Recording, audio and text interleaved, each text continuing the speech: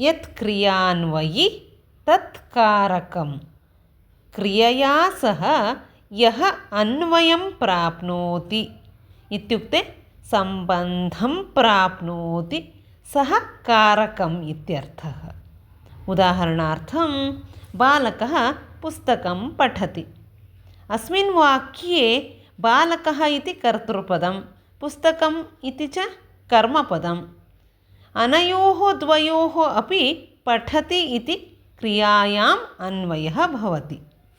इदं स्पष्टतया एवं विवरणं कर्तुं शक्यते। कः पठति? बालकः पठति। किं पठति? पुस्तकं पठति। कारकं षड्विधं। तानि कर्तृकारकं, कर्मकारकं, करणकारकं, सम्प्रदानकारकम्, अपादानकारकम्, अधिकरणकारकं च। कारकाणां विषये श्वः इतोपि अधिकं ज्ञास्यामः। तावत्पर्यन्तं धन्यवादाः। पुनर्मिलामः। जयतु संस्कृतं, जयतु भारतम्।